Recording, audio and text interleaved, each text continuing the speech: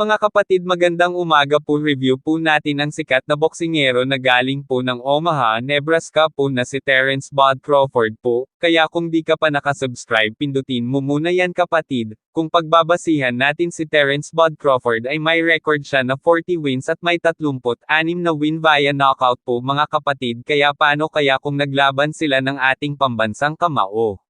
Pero kung magaling ang boksingerong taga Omaha, Nebraska, magaling din naman ang ating pambansang kamao. Maraming fight niya na daming bumabagsak ang kanyang mga kalaban at biruin mo 8 Division World Champion, bihira lang yan mangyayari. Si Manny lang umabot ng 8 Division po sa larangan ng boxing, kaya din pahuhuli ang pambansang kamao ng Pinas. Kaya simulan na natin po. Taong 2015 October 24 po di rin pinalampas ni Terence Crawford si Deary Jean po via technical knockout sa round 10 po, kaya natikman talaga ni Deary Jean ang bangis ng taga Omaha. Taong 2017 naman po tinalo din ni Terence Crawford si Julius Indongo po via technical knockout, kaya nakatikim talaga ang negrong boksingerong si Julius. At itong si Terence Bud Crawford, kumakain din po yan ng malakas na suntok para bang sanay na siya, wala lang po sa kanya, parang normal lang po.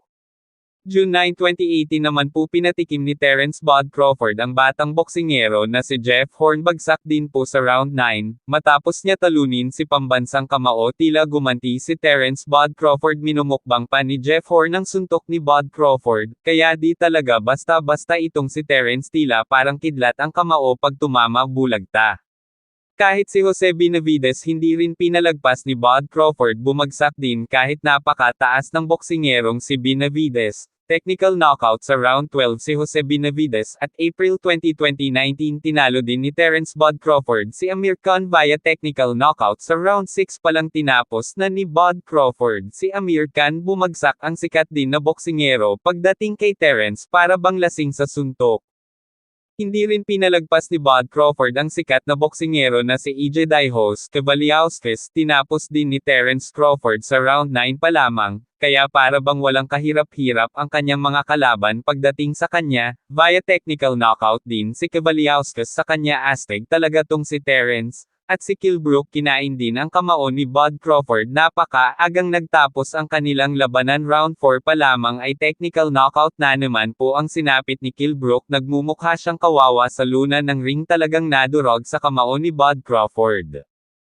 Taong 2021 minumukbang din ni Sean Porter ang kamao ni Bud Crawford. Nagtapos din sa technical knockout si Sean Porter sa round 10 po, kahit ngayong bago di rin pinalagpas ang sikat na boksingerong undisputed na si Errol Spence Jr. po. Round 2 palang nag-practice ng dumapa sa sahig ng ring si Errol Spence. Pagdating ng round 9 ay talagang minarkahan na ni Terence Bud Crawford ang kanyang record, na para bang ginuhitin ni Bud Crawford ang record ni Errol Spence Jr. Kawawa ang undisputed na si Errol.